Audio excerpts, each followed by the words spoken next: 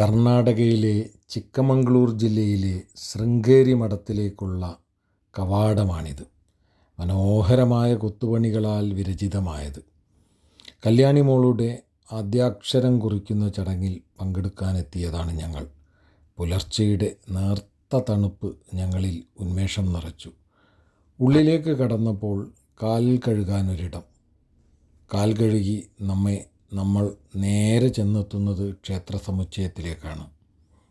8-ാം നൂറ്റാണ്ടിൽ അദ്വൈതത്തിൻ്റെ ഉപജ്ഞാതാവായ ശങ്കരാചാര്യർ തൻ്റെ ആദ്യ മഠം സ്ഥാപിക്കാനെത്തിയ ശാരദാംബ ക്ഷേത്രം, അതിനോട് ചേർന്ന് 14-ാം നൂറ്റാണ്ടിൽ നിർമ്മിക്കപ്പെട്ട ശ്രീ വിദ്യാധിരാജ ക്ഷേത്രം.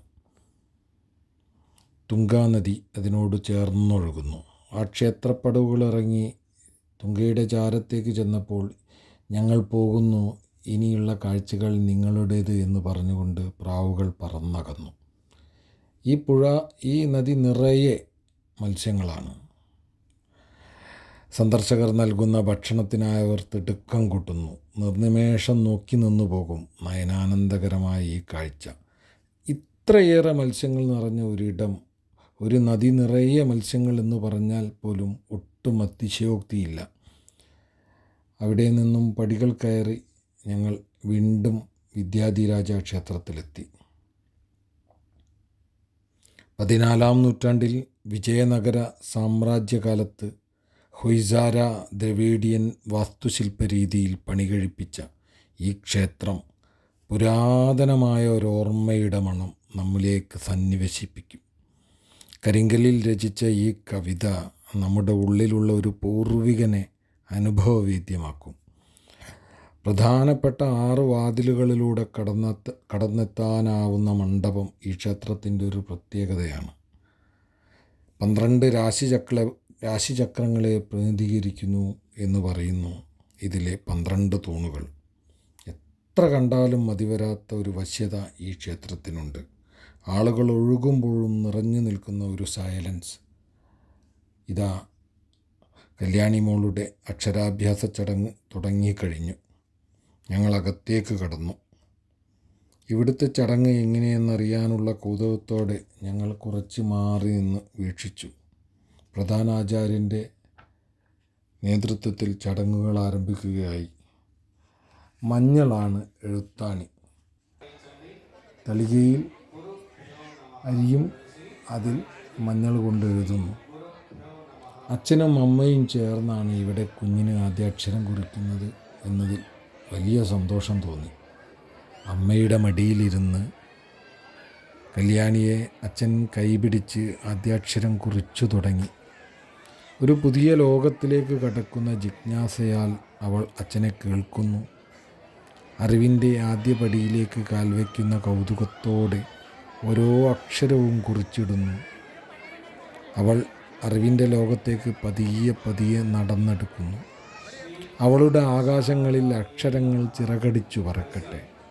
വിജ്ഞാനത്തിൻ്റെ പുതിയൊരു ലോകം അവൾക്ക് മുന്നിൽ തുറന്നു വരട്ടെ എന്നെല്ലാമായിരുന്നു ആ നിമിഷങ്ങളിൽ എൻ്റെ പ്രാർത്ഥന.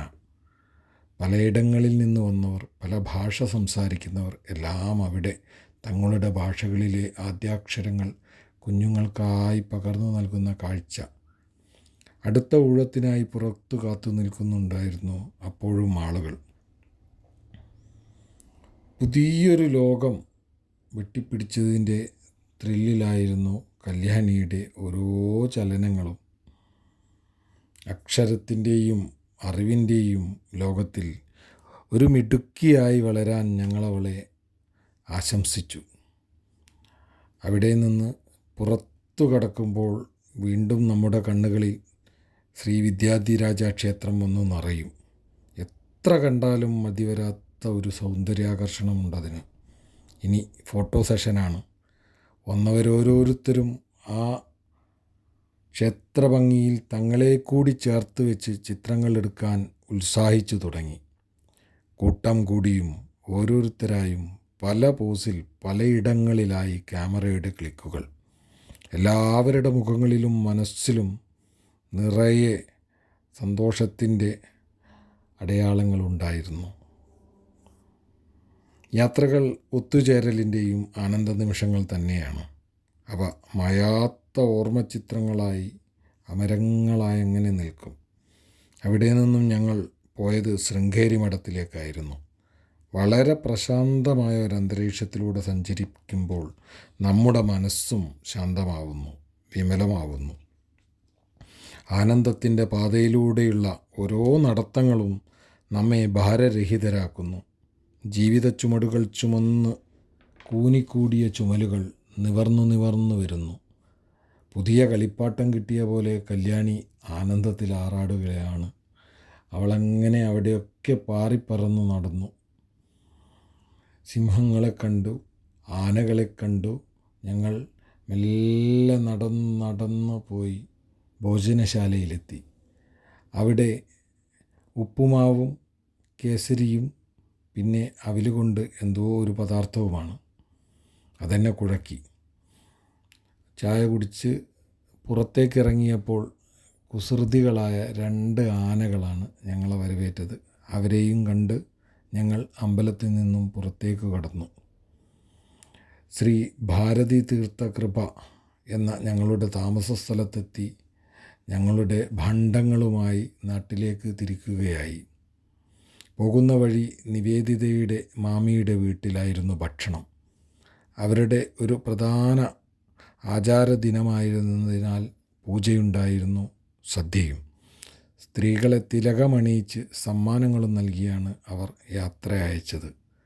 തിരിച്ച് ബസ്സിൽ കയറി യാത്ര തുടർന്നപ്പോൾ കല്യാണി തൻ്റെ ബഡായിയും തുടർന്നു.